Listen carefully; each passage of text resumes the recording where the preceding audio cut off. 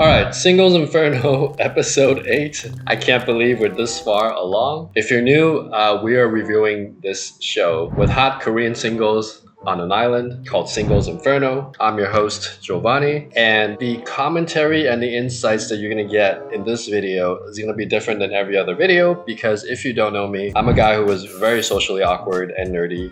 Still am a little bit, but I spent many years trying to become less awkward and less nerdy. And because it was so hard for me to pick up those social skills, eventually I got somewhat good at it. So in episode 8, we start off with these two in bed under the covers. Let's see what's going on. What did you think of me at first? I thought you were like a beast. A beast? Because of my hair? You might be wondering, why is he asking her, what did you think of me? Because he's already asked her that like twice already. But there's the things we say on the surface, and there's the things we say when, you know, we're really intimate and we think no one's watching, right? He's pulled the covers under her, they're hiding under the covers together. This is what we call an us bubble. An us bubble is this sometimes an illusion that you create where it's just you and me versus the world, right? And when you pull a cover over someone, I don't know if you've ever been to the beach where you put a towel over you and your girlfriend, and everyone else is walking by, but you guys are like secretly in your own space, right? This was a decade ago, but there's this adult video series called Dancing Bear, and so the bears would come out and then they would take off the bear costume and it would be like a male stripper, right? And they would find that some of the girls would be down to like, you know, do things with them and some of the girl won't. And one of the tricks these male performers figured out is that if they put a towel and they put it, even though everyone else can see it's a towel and the girl's like here and her head's here, that it's more likely that she'll like do stuff. What? I'm giving you a very extreme example, but that's a very extreme case of creating an us bubble. Now, a less extreme case of creating the us bubble would be reserving a seat at a restaurant that's in a corner that's kind of dark but has good lighting, and you feel like you're really on a date, right? So that's a less extreme version. In a conversation, you can create the feeling of an us bubble by using certain phrases, like we gotta group together as vegans and try to find something we can eat here, you know? Or like, yeah, we're the only alumni here from the class of 2004. So you create us bubbles by drawing this boundary between you and the girl and the rest of the world. And what happens is this vibe of like Bonnie and Clyde, where it's me and you versus the rest of the world, starts getting established, okay? You acted like one too. So now she's really honest. She's like, you're a beast and you acted like one. So we know now she's drawn to his dominance, masculinity, and the fact that he's just like a very masculine dude, right? We saw this also with Rachel on Friends when she was dating Ross. Ross is like kind of the nerdy intellect. And then Paolo, who is the Italian stallion who didn't even speak English. And Rachel's like, he was like a beast. And sleeping with you was like sleeping with a cute bunny. And Ross is like, I'm a bunny? I'm a bunny? I want to be a beast. Well, I expected to see some good chemistry, but not this much. They're exploding with good chemistry. Something is exploding. What did he say? In American dating shows, this is like nothing, right? In American dating shows, you're literally seeing like actual humping simulation, like soft core. I was clapping cheeks. I was in her guts. But in Asian culture, this is like, oh my god, they're going so far. So Asian culture is a little bit more reserved, and that's why they're having these reactions. Wow, this is crazy. Firing up our imagination. Yeah, boy. What exactly happened just now? I mean, beats me. Those covers aren't helping at all. Right. The covers give you plausible deniability, right? The camera's not catching anything. So it's a very clever move, I gotta say. I don't think it's for certain, but he seems to have become her number one. We have to remember though that she still has a number 2 and 3. So as I said earlier, I called it correctly in the first 6 episodes. Sian's the type of girl who her emotions are very fleeting. And so whoever she's with, she's gonna feel attracted to that guy. And she's not sure who she really is, and that's why she doesn't really know who she really wants, okay? Now, to properly game a girl like that, if you choose to do so at your own peril, as I warned you in previous episodes, the juice is not always worth the squeeze in this case. If you do, then you have to take her on this emotional ride where she feels all these sorts of emotions. And Jun-So has been able to do that, right? He connected with her at dinner, had a deep conversation. Now he's not afraid to get physical. And to her, that's very attractive. She hasn't experienced that before. Those emotions from the same guy. You just seem very composed overall. but from the conversation we had, you also seemed really deep. So this is the power of maturity and congruence. This guy's in his 30s, he's a CPA. In the beginning, there wasn't much show footage. He really didn't really do much. Towards the end, as he got to spend time with the girls on the island, they're actually finding this guy's kind of funny, right? He's kind of stoic, but once you get to know him, he's very authentic and funny. And I know this, not to simplify my method or anything, but really, if you optimize for authenticity, you're naturally funny because everything you're saying is what you're mean to be saying. And every person has things that are naturally funny about them. And so this guy, I think, is the most congruent in terms of I know who I am and I can express it in a way that's kind of funny and attractive compared to all the better looking guys, I would argue. And that's why some of these girls are starting to fall for him, who are not as superficial or not as, perhaps they see like there's too much competition on that end. They're gonna go to this end. And on this end, this guy is the most congruent and the most authentic. Yesterday, we got comfortable and now... I don't seem so deep. What? I seem No, shallow. that's not it. He's making a joke. She didn't quite get it. She's trying to say something. That's not it. I can just tell now that we have a similar sense of humor. That's good to hear. You can start cleaning while you wait. Keep this place clean. Gosh, you really weren't like this at first. I feel like I've been duped. She paid him a compliment, like we have the same sense of humor. And then she's like, well, I can't wait. And then he was like, well, why don't you be the maid and clean while you're waiting? And then, a very important note, she says, oh my God, you were not like this at first. I feel like I've been duped. Now, I can tell you, when I was dating my super hot girlfriend, she said the exact same thing. She's like, you tricked me. I looked at your Instagram. I thought you were a former model. I'm like, I am. Yeah, but I didn't know you were dorky and nerdy and telling me all these nerdy jokes like this. And I'm like, hey, welcome to the show, you know? And then it's funny because she's saying this as she's like half naked. And then after that, she's like, but I kind of like it though.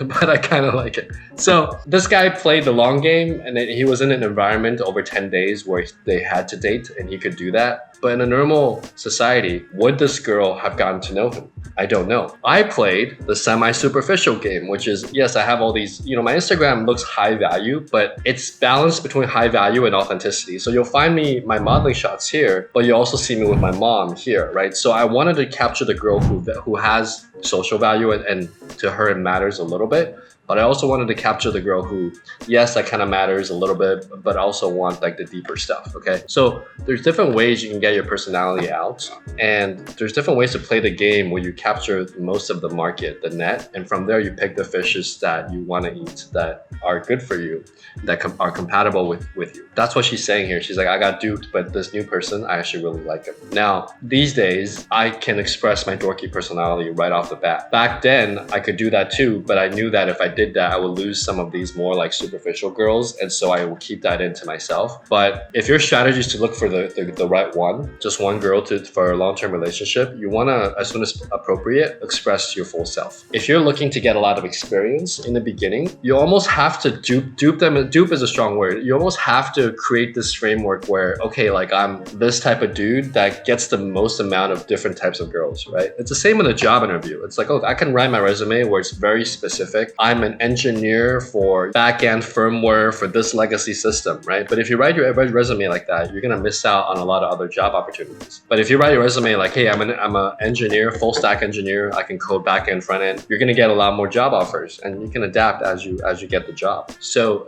same concept, right? You wanna market yourself to a larger, broad audience so you get more leads, and from those leads you can pick the ones that are right for you. I've been tricked. Something's gone wrong here. She said I've been tricked, but she said that in a playful way, like, I've been tricked, but I kind of like it. So Junso is very dominant, right? He puts, okay, how do I explain this in a I don't want to get canceled, guys, but I also want you guys to learn stuff. Let's say hypothetically that I have a super hot girlfriend, right? Actually, I don't even have that hypothetical. I used to have a girlfriend who kind of looked like this girl, and every Asian guy was after her. And every white guy too was after her. But she was between Taiwan and the States. And all the Asian guys were afraid to touch her because they were very polite. And all the white guys were like, how do I gain this hot Asian girl? I really want her. And me, I'm just like patting her on the head. I'm like, you're so cute. And she was like, this guy has the balls to treat me like a little girl, like I'm a kid or something. There are times when I'm very serious with her and we have like deep conversations, right? But there are times when I'm just like, you're like a little naughty girl. Like you put the stuff online now and like people cancel you. But the reality is that this guy Jung-soo, what he's doing is he's demonstrating that he's not afraid to take what he wants. That's attractive. Now, when you take that too far, it becomes like this guy is aggressive. He's doing things I don't want. But when you take it just a little bit further, what you're demonstrating is I'm a guy who knows what he wants. I'm not afraid to be playful. I'm not afraid to nudge you playfully. When the dog wants to play with you, dog is like wagging his tail, doing the downward dog yoga pose. The dog wants to play, right? So this guy's doing that. He's nudging her, maybe a little more forceful than most Korean guys are willing to do. But she's responding to it. She likes it, so he continues, right? Now, the danger is that he might go too far and cross her comfort threshold, and that's something you always have to calibrate. But like with my hot Asian girlfriend, I'm always like, I'm not intimidated by your superior makeup skills, how beautiful you are. To me, you're just my girl. I used to call her like, should I say this on camera? I was like, okay, so hypothetically, let's say I call this hot Asian girl, like, you're a chipmunk. You look like a chipmunk without your makeup. And then I would say, but you're my chipmunk. And then I would just squeeze her cheeks and gonna kiss her. Man, as my channel gets bigger, like, I enjoy being a small channel. We still are, but like, I don't want to get canceled, guys. But at the same time, it's like, these are such obvious, like, important lessons, right? It's like, as a man, you need to know how to be dominant. You need to know how to be playful. When you're talking to a big audience, some people that have mental issues or they just don't understand social boundaries, they'll take it too far and they'll like start hitting the girl, or like, he can't read her comfort levels. So that's a danger with having like 25,000 subs. It's like, you guys have to take this in context, okay? So don't get me canceled. Show empathy, respect, learn where the social boundaries are when you get into higher levels of game, and don't skip chapters, right? Don't skip. If you're not able to talk to a girl, don't go into physical escalation. If you're not able to reach the social hook point in a conversation, don't be doing the stuff and testing the stuff. You're not at that level yet, and so you're gonna make a lot of mistakes and make people uncomfortable. Take the time to learn the principles and the foundations of game. From my perspective, the way I teach my authentic attraction method, really the foundation of game is 3 principles. 1, everything is optimized for authenticity and who you are. 2, we're always empathetic and we want to create win-win situations, right? And 3, we're always trying to figure out within the dating context, how attracted is the girl and how comfortable and connected does she feel with you? And these 2 things are always something we're trying to balance to her comfort and to create, a great dating experience for her.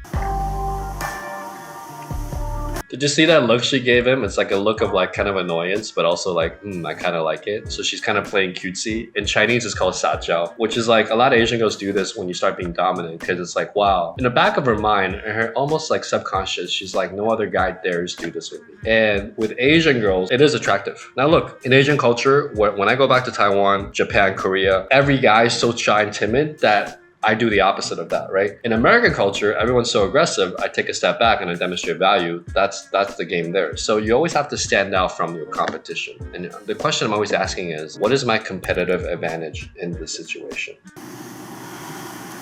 She's lying in his arm. It's getting very intimate, right? So whenever you reach a new level of physical escalation with a girl, it's always easier to go back to that threshold. So the first like head over your shoulder, together, laying together, that takes a long time to get to, can take a long time. Then once you get there, the next morning, it's like, oh, we've done this already, so you're here already. If you get to second base, third base, fourth base, further with a girl, once you've done it once, it's a lot easier to go back and do it again. In her mind, that threshold has already been crossed. There's something very romantic here about like laying, as the sun comes up and he's looking at her sleeping. There is something very sexual and romantic and intimate about that. And he's doing everything to give her that romantic novel experience that the other guys haven't had a chance to or are unable to give her. Sleep some more. What? I'll go wash up. You sleep some more. Relax. I'll go wash up. And the judges just lose their minds. I lose my mind every time I come here. Wait, were the cameras rolling all night? Nothing happened? Nothing should Well, happen. I mean, The they're both cameras are adults. rolling. He's the youngest male contestant. Well, to be fair, the covers were there, so you can't really see the hands moving. Like, we don't really know what happened. I don't think they went all the way, but definitely some canoodling happened for sure. Wow. All right, he is the youngest. You're right. If your kissing technique is very good, if you're flexible and strategic and precise with your hands, if you have long fingers like me, you can leave a very memorable, lasting impression. Let's just put it that way. I don't do that stuff anymore, by the way. I'm not even on the market. but I'm like a war general telling you my past battles and experience, okay? So please don't cancel me. So I think he like puts her head on his shoulder. So he's just very dominant and she's going along with it in the helicopter ride back. It's a small but meaningful moment. We were asleep, but then he'd suddenly start talking to me. Then we'd start talking again and fall back asleep. Honestly, I was uninterested, but interested at the same time. So this is called pre-selection, right? So when you tell someone we were sleeping, but then we talked and we went back to sleep, that's a very intimate situation. You only do that when you really like someone. It makes the other girls want him more because this is a guy who, you know, got the hottest girl, hottest quote unquote.